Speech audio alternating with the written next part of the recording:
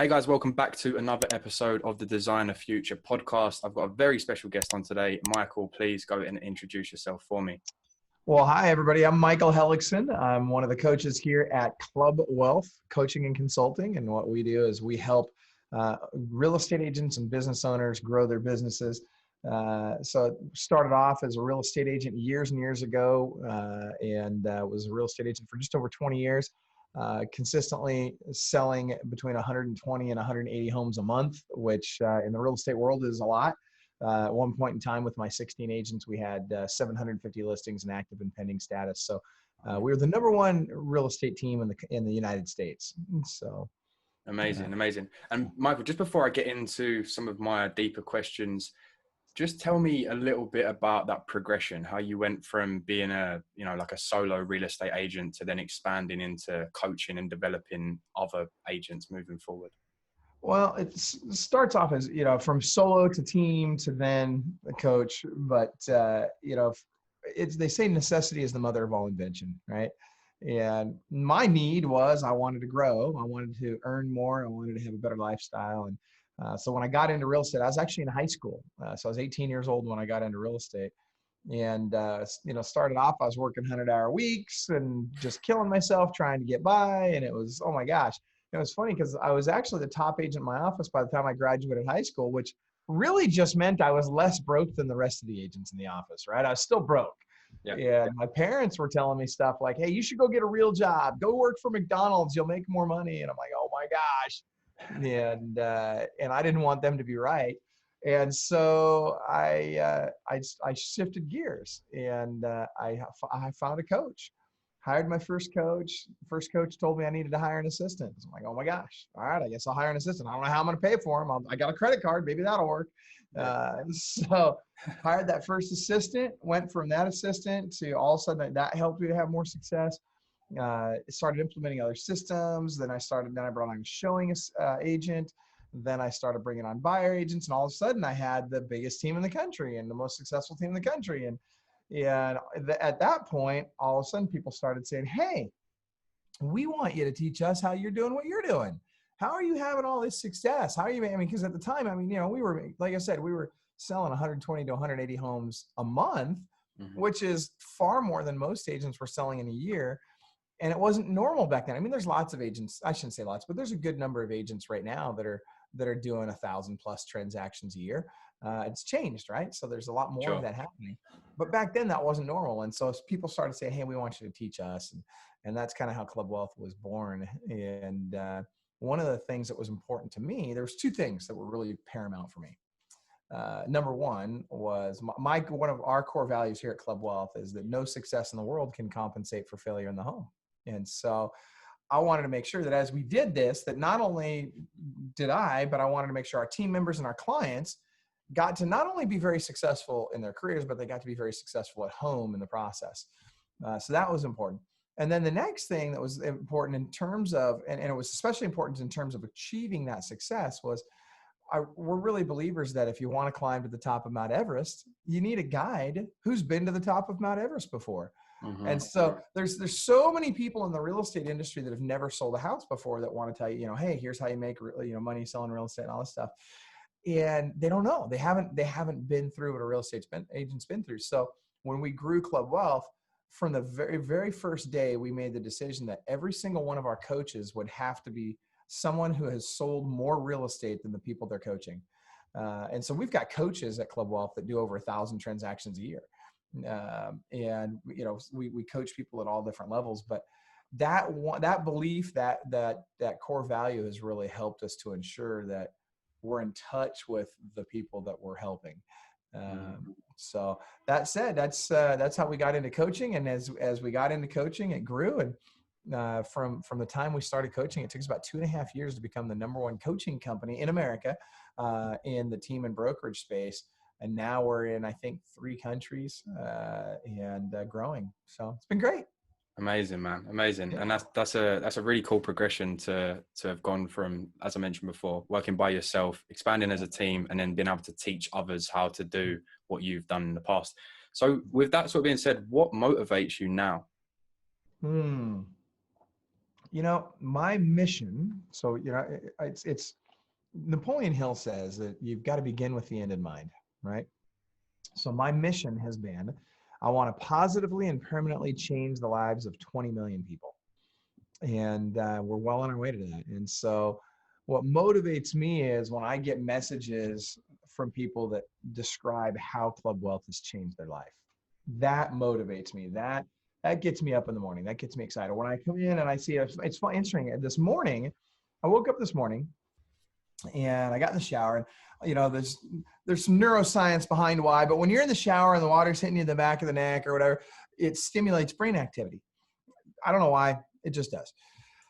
Smarter people than I have figured that out. But I was standing in the shower this morning, and the thought that came to my mind was, I thought about a couple of my team members, and I was thinking to myself, how can I help them be more successful? How can I help this particular team member? And one in particular this morning, actually it was one that's on the team now and a couple that I'm working on bringing on the team. And it just hit me. I'm like, how do I help this person have the greatest success they can possibly have? And that thought just started running through my mind. And that's the kind of stuff that motivates me. When you and getting what you want is really easy, right? I mean, if you just help enough other people get what they want, you'll get what you want. I mean, we've heard that before. It's become cliche, but it's true. And so, yeah, that's what motivates me. Wicked, man. And sorry, just to touch on that a little bit, explain to me the difference between you selling the house and someone you've coached selling the house. Well, so when it's someone I've coached selling house, I'm not involved transactionally, obviously, Yeah. right? But what's nice is when they sell a house, it's not just about them selling a house, right? My goal is not to teach people how to sell more houses. My goal is to help them learn how to leverage and scale so that they don't always have to be the one selling the houses. I want to help them be the one that gets to have other people on their team selling the houses, and they get to run the business. Awesome. Does that make sense? Awesome. Now we work with their teams and we teach their teams how to sell houses as well. But the real key is, if you're the one selling the houses for the rest of your life, if you're a solo agent and you're not on a team, and this trend is starting to take hold in other parts of the world now as well, but it really has taken hold in the last decade in America. And what's happened is, if you're a solo agent, it's getting more and more and more difficult to compete in this marketplace. If you have to do the marketing, you have to, show the houses, you have to go sell the houses, then you have to handle the transaction from contract to close. Then you've got to follow up with people. Then you've got to handle all the other stuff. There's just so much stuff. You got to wear 1,000 hats, and you can't be the very best at all of them. Mm-hmm. Case in point, most agents are great at person-to-person interactions, sales, right? But they're not great at the administrative side of the business. So if you don't have an assistant, you are one. And so the key is, how do I leverage that? How do I help other agents leverage their time and talents so that they can have people on their team that are doing the things that the agent's not fantastic at and that the agent doesn't love doing? And the nice thing is that those people on the team, they get to leverage as well, because now they're leveraging, they don't want to go out and talk to people and make phone calls and all. They don't like that stuff. Sure. And so as you grow that team, everybody gets to leverage the team and everybody gets to have greater success and do it in a way that's more congruent with who they are. Wicked, man. Wicked. So talking about leveraging teams and stuff like that, just quickly walk through for me and the people watching and listening, what does your team look like at this moment in time in terms of, is it an in-house team? I know you're utilizing a lot of social media platforms and online services. What does that sort of look like for you at the moment? Okay, so today we employ, we on payroll every 2 weeks, we write a check to approximately 130, 140 people. We're hiring constantly. We're growing. We think we'll probably be closer to 200 people by the end of the year. And we've got people all over the world, actually. So the majority of our folks that are full-time with us are here in-house in our office, and that matters, right? Yeah, there's the synergy that's created, the momentum, the camaraderie, the collaboration is a lot easier in person. And it's funny because you got all these companies right now talking about going virtual, and Microsoft saying, "Oh, we're going to lead the world in being virtual," blah, blah, blah. Then you dig deeper on what he's really saying, what Microsoft and other companies are really saying. And what they're really saying is, yeah, well, eventually we're going to take a lot of our workforce virtual, but they will have had to work in the office first, and they will have had to become in culture first, and they will have had to learn to navigate our logistics and our systems and our ecosystem first. Sure. And if they work from home, they're going to work for less money, right? They're not going to pay them as much when they work from home. And they're learning how to do this. We do it every day. And we've got people everywhere from the Philippines to India to Pakistan to South America to Central America, all over the United States. Heck, I don't know where they all are. They're everywhere. We got them everywhere. And what we do is we use software and tools and technology that really help us to indoctrinate them into the team, really help them feel like a full and complete part of the team. As an example, and well, not only that, but tracking their time and making sure that there's congruency between what we're paying them and what they're doing and all that. And so we use software called Time Doctor, which is very effective software. We also use Zoom. So every day, all of our remote employees are on Zoom, and in the office, we have big screen TVs in the office. And all throughout the day, you can see all of the team members that are anywhere in the world. And now we can interact with them. So anybody that wants to can we've got these big catchbox microphones. They can grab a microphone. They can talk to our team members anywhere from every workstation in the company. Everybody also has that feed up. And so they can literally just pop on and talk to anybody at any time they want. It's very effective. But then from a social media standpoint, and you talk about how do we market, how do we really capture clients and recruits, right, to the team. So we're very heavy on Facebook. We're very heavy on social media. We have a Facebook group. We've got about 35,000 real estate agents in our Facebook group. It's a very active group. We've got the ability to connect with them there, but we're obviously with our website, we get great traffic on our website. We're on YouTube, we're on Instagram, we're on Twitter, you name it. We're on all these different platforms. And we do I'll personally do anywhere from 10 to 25 podcasts a week, mastermind calls. We use a lot of video as often as possible. We're on video. And we have obviously a CRM that we use that makes a big difference. Your CRM is critical. For those that don't know what that is, it's a client relationship management software program. We use a company called Infusionsoft. It's very similar to Salesforce. A lot of people are using Salesforce now. But great platform, helps us keep in touch with our clients, helps us keep track of what they're doing, and allows us to connect with people all over the world, regardless of, what platforms they are. Wicked, man. So yes. I think a natural question for me to roll on to now is, if I was to come into your sort of space and take away free applications, whether that was on your computer or your phone, what would free applications be if I was to take them away from you, you'd really struggle with tomorrow? Okay, so I would suggest that you've got to have, you're talking about, you want free ones or just the top three? Just your top three. So if there was free apps, whether it's, like I said, on your phone or on your computer, if I was to come away and actually take them away from you so you couldn't use them tomorrow, what would free apps be that you really struggle without? Okay, so I would suggest you've got to have, regardless of what it is, you've got to have a great CRM. So it doesn't matter what that's. There's tons of great ones out there, but you've got to have a great client relationship management software program. Next, you've got to have email and text messaging. I hate to be cliche about those, but those are straightforward. Everybody's got those, so I don't want to say those are you got to have those, right? But in terms of apps, I would suggest there's still a ton of money being made on Facebook. You got to have Facebook. If you're not heavy in Facebook, something's wrong. Then you've got YouTube is another one. You got to be on YouTube, and you've got to be consistent on YouTube and on Facebook. I would say those would be my three biggest ones: Facebook, YouTube, and your CRM, whatever your CRM is going to be. CRM, wicked. So actually, I got to throw another one out there. I got to throw Zoom out there. Yeah, for sure. Zoom today. If anybody doesn't think Zoom's a big deal, look at their stock in the last 6 months. Yeah, you got to be utilizing Zoom.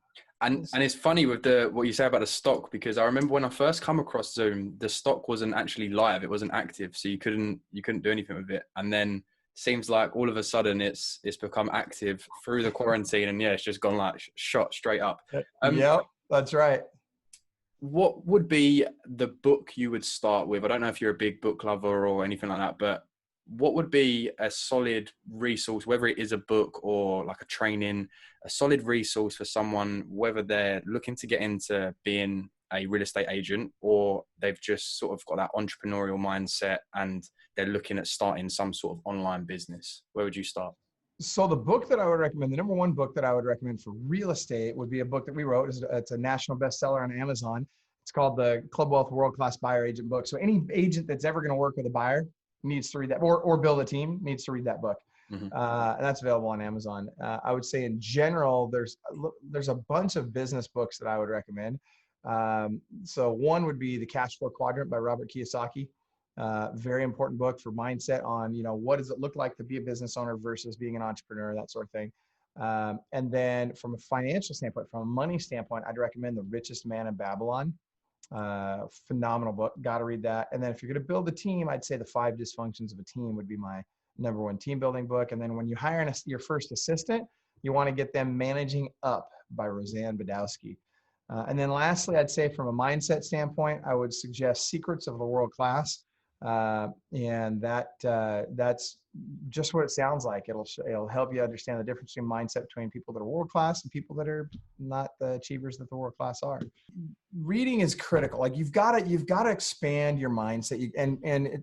I prefer hardcover, or not hard, soft cover books, but I prefer physical books because I like to write in the pages and in the margins and fold them over and highlight and all that stuff. But audiobooks are great too. Audiobooks are a great start. But here's what I would suggest. If you're going to take the time to read a book or listen to a book or consume a book in whatever way, you got to take notes somewhere with pen and paper, because there's a connection that happens between your brain and when you're taking notes with pen and paper that I don't understand the neuroscience behind it, but you learn at a deeper level. So if you don't take notes, like when you're listening to a podcast like this one, if you don't take notes, you'll retain maybe 4%. If you'll take notes, you'll retain 8 to 12%. When you take notes and you teach someone what you've learned, you'll retain between 18 and 21%. So the key is take notes and teach someone what you've learned. Exactly. And I think a great point is Michael just told us a lot of applications that he's used, right? And you've probably heard those and thought, okay, yeah, I'm going to go back to that. But by the end of this podcast, you're probably going to have forgotten. So if you, like you said, if you're listening to anything, you should be documenting what you're going through for sure. The next question I'd like to ask, and I think it will be a bit of a controversial one for you. Do you use Clickfunnels? So I have used Clickfunnels. We are actually developing our own software. So we've got in-house developers now, and we're actually developing our own software that will do everything Clickfunnels will do. And I'll be honest with you, I like Clickfunnels a lot. Unfortunately, we've had some real challenges with a couple of things. One, we've exceeded their bandwidth, so we have more products in our system than they can handle. Their system doesn't work well with Infusionsoft if you have too many product codes. And their customer service it hasn't been good. We've struggled with it. And I do think it's a great product, but unfortunately, I just don't think that I'm sad to see that. I think Russell's a great guy. I think that he's very intelligent. I think he's built an amazing organization. I just think that they need to put a little more focus on the customer service. Oh, wicked. And is there anywhere the people watching and listening can find the new program you guys are making, or is it sort of beta stages at the moment? It's in beta. And actually it's not even quite in beta yet. We're very close to launching beta, it's not my goal to sell it to a bazillion people or anything like that. It's just an in-house sort of thing. Well, our clients will be using it and that sort of thing, but it's kind of one of those things where we're constantly looking for how do we bring more value to our clients. As an example, onboarding process, right? When you recruit people, one of the biggest challenges any business owner has is when I recruit somebody, how do I bring them onto my team? How do I make sure that they learn everything? How do we get them up to speed as quick as possible? How do we indoctrinate them into the culture of the team? All that stuff. And so onboarding can be very challenging. So we've built, and at great expense, we spent the last year developing Club Wealth University, and inside Club Wealth University, we've developed an onboarding process that our clients can use. Well, we're not charging them for it. We're just giving it to them, right? I mean, we've got hundreds of thousands of dollars in developing this thing, and we're just giving it to them. Why? Because it creates stickiness, right? Yeah. They'll never want to leave. Go ahead. What were you gonna say? I know, and I think that is a great sort of indicator of what you was talking about earlier, the values that you have for your team, and you know the certain way that you want your team to act. I think that totally shows that you're invested into that situation. The next thing I would like to ask is, do you use cold emails? Not cold emails. We do a lot of warm email. We do not do cold email. Cold email is a great way to get banned on a lot of different platforms. And even if you're using warm lists, if your list hasn't been cleaned enough, if you haven't if you haven't cultivated that list enough, and if you have too many hard bounces in your list, you can end up with you can get blacklisted on Google or Amazon, or you can have issues, Yahoo, all over the place. And so for us, we don't do cold email. We do a lot of email, but I'll tell you that where we have the most success is text. Text is, what's your open rates? At best, your open rates on email. Some people might hit 30-40%, but that's like anomalies, right? Very few people are going to hit 30-40% open rates. Most people are going to be in the 11 to 17% range, right? Mm-hmm. And so with text messages, they got a 97% open rate. At 97%, I have a lot better chance of success than I do at 11 to 17%, or even 30%. For sure. So. For sure, yeah, sure.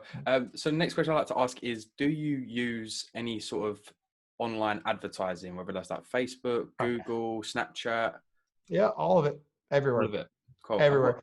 I want to be everywhere, right? Like every chance you get, you want to be wherever you can be. You never know when people are going to find you. I love it when somebody reaches out to me and says, "Man, I was playing Scrabble the other day, and you kept coming up," or I was on HuffPost, and there you were, and just these random places that I didn't even know we were advertising, but all of a sudden there we are. So that everywhere people go, they're seeing you, and we do a ton of retargeting, particularly with Facebook and Google. We're doing a ton of retargeting. So I want my clients to see me a minimum of 33 times a week. So I don't care where it is. I want them to see us 33 times a week at minimum. That's amazing. And I think the key thing to pick up on what Michael just said there as well is he's not expecting everyone that sees him that first time to go ahead and give him a call and book in to talk to him. Like, I love that as well, because that's some completely different mindset to some people. You're literally saying, and they need to have seen me at least 30 times before they ever pick up the phone, which is totally understandable. And really quick, Olley, on that note, 7 to 10 times is what it takes for them to even recognize your brand. Until they've seen you 7 to 10 times, it's not even going to resonate with them. So I want to get as deep as I can with people. And yes, I go wide, but I really want to go deep. And the other thing is, you got to understand your sales cycle, right? Especially in the online marketing world, everybody's talking about click-through rates and cost per click and cost per client acquisition and all this stuff. And all that stuff's important. But people are so concerned about what they can do short term, they fail to understand what they can do long term if they really understand how to build a relationship with their clientele long term. And it does take time. And that goes for, I don't care if you're an online marketer or if you're a real estate agent or any other business owner, you have to value the lifetime value of a client. You have to really understand that. So our sales cycle is actually 12 to 18 months. From the time someone first experiences us till the time they become a coaching client with us is about 12 to 18 months, which some people think is just crazy and too long. And how do you survive? And how do you make a living at that? And here's the answer. The answer is because we've got a massive pipeline now. The pipeline full, yeah. Right, of people that are excited about Club Wealth, that have begun to know, like, and trust us. They've seen a ton of video. They know us before we ever know them, and they feel like they're already well acquainted with us and that we're part of their family before we even know who they are. And we do that over a long period of time. So when the sale happens, it's very natural. It's not forced. It's not coerced. It's not manipulated. It's just a very natural experience. We give away so much free stuff. That's another thing. We give away more free stuff than most people sell. And why do we do that? Because people are constantly saying to themselves, man, if they'll give me this for free, I can't imagine what they'll do when I'm paying them. I love it. That's what you want to accomplish. When people see you as a value add instead of a leech, or instead of somebody that just wants to sell them something, that's victory, because now they'll trust you. And when they trust you, you can actually change their behavior. And that's what we're after, right? As a coaching company, our job is to change their behavior, to help them be more successful, to help them have a better life. You can't do that if you don't help them change their habits, and you can't change their habits if they don't trust you. Wicked. So that's really interesting. I think that is really, really undervalued in terms of the stuff that you're putting out for free. And that really ties into my next question, actually. So obviously you're talking about a quite big time span, 12 to 24 months or something along those lines for someone to actually come into your coaching business. So how are you sort of nurturing those potential people throughout that time period? And I think that ties into my next question, which is any social media tips for newbies. So what type of content are you putting out to sort of keep those eyes on you, essentially?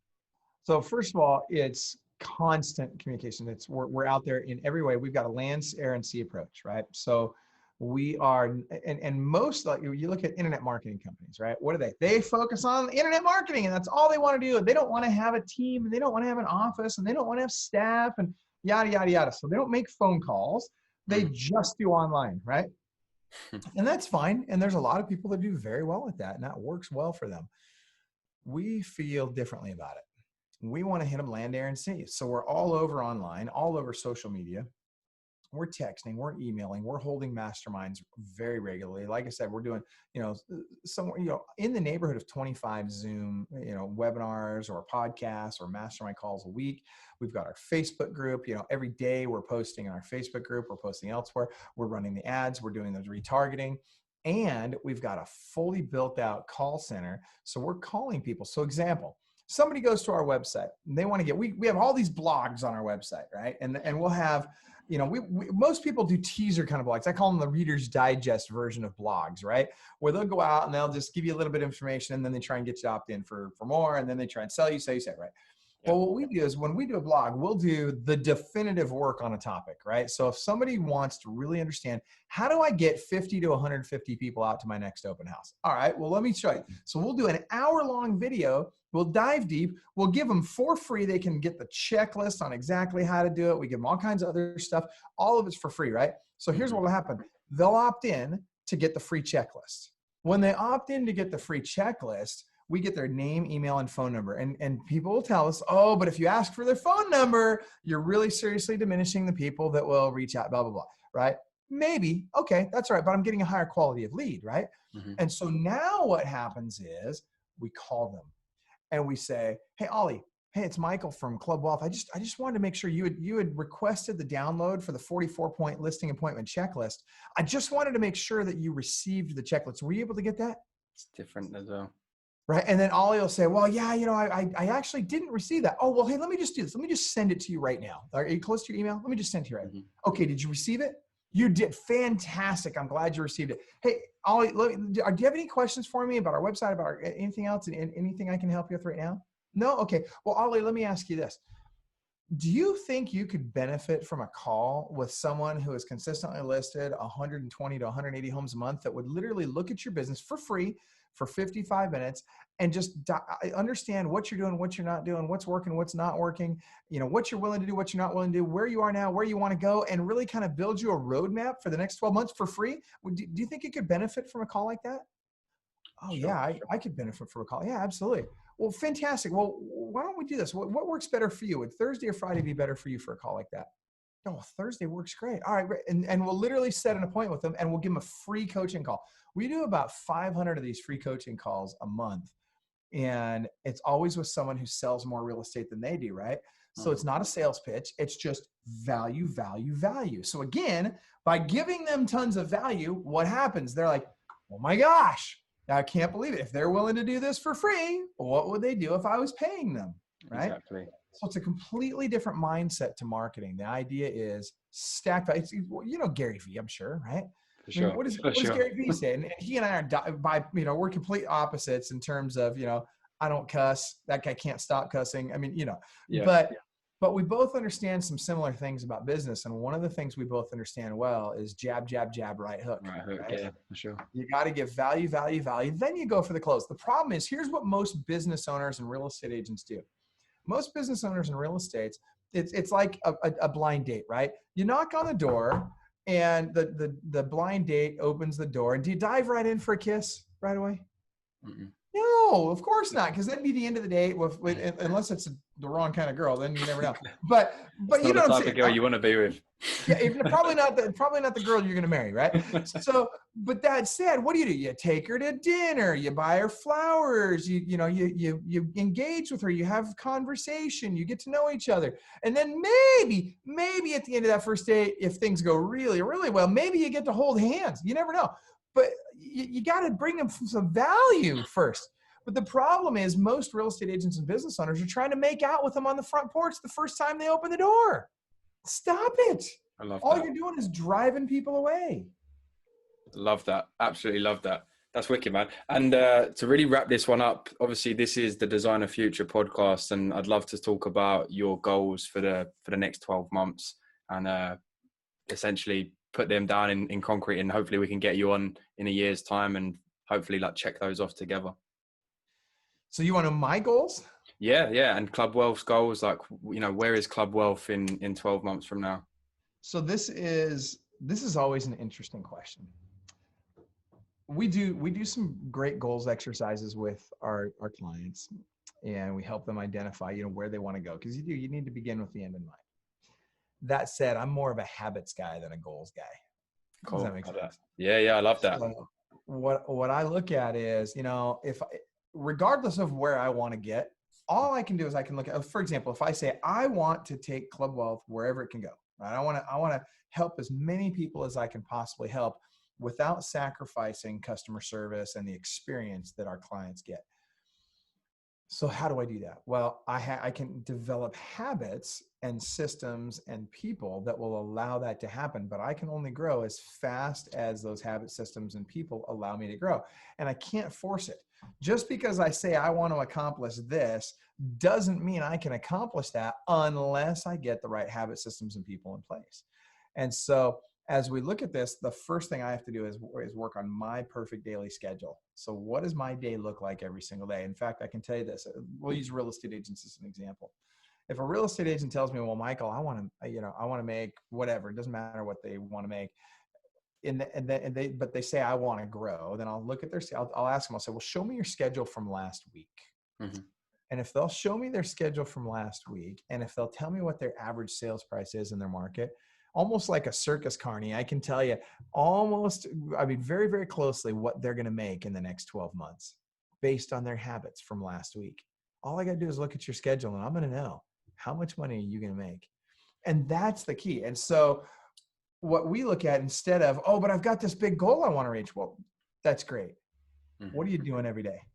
And so instead of goals, what we look at is how do we adjust our daily habits to improve every single day what we're doing on a habitual basis to get us where we want to go. So really the answer to your question is, I don't know where Club Wealth is going to be a year from now or 5 years from now.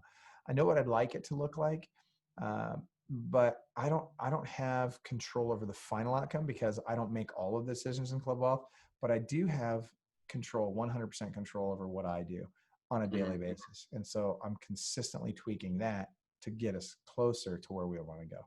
How's that for a roundabout answer to your question? I love that, man. I love that because I think as well, that really hits the nail on the head as well in terms of goal setting and stuff like that. Because like Michael said, let's say you wanted to make an extra $1,000 in the next week or something along those lines. Just keep it very basic.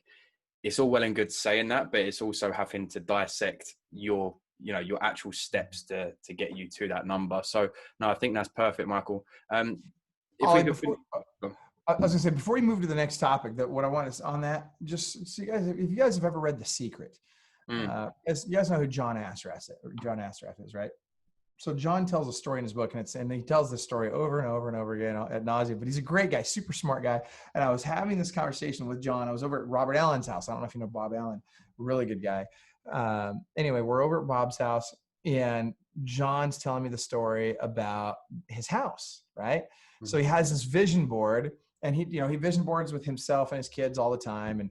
And they do a new vision board every year. And he puts this house on his vision board, and then he throws this thing and, you know, back in this is a vision board archive. So in the garage, they got a big box full of all these vision boards and all this stuff. And so one day, you know, they moved, you know, 6 or 7 times over the years, and they get into this, you know, this house that they think is going to be finally their final house. They're not going to move again. And their kid comes to them, and his kid walks up to John and says, "Hey, Dad, the weirdest thing just happened. Did you know that our house is on our vision board?" And he's like, what do you mean? He says, "Well, I was just in the garage and I was looking at one of your vision boards from many years ago, and our house is on the vision board."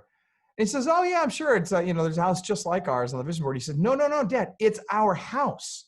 What are you talking about?" So he literally goes to the garage, he grabs this vision board, and sure as the day is long, it's an aerial photo of the house that he's living in now that he didn't own until like 5 or 6 years, or maybe it might have even been longer, but it's many, many years after he originally put that picture on the vision board. It just happened to be a picture that was in a magazine he found.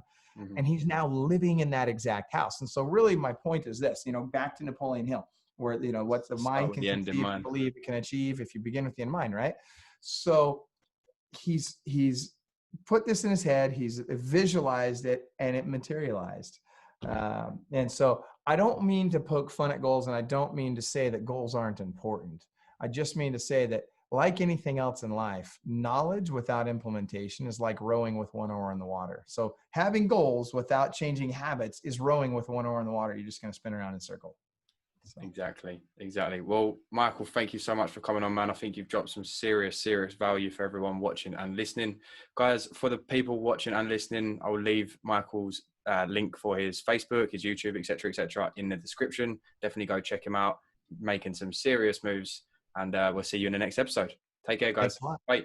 Hey,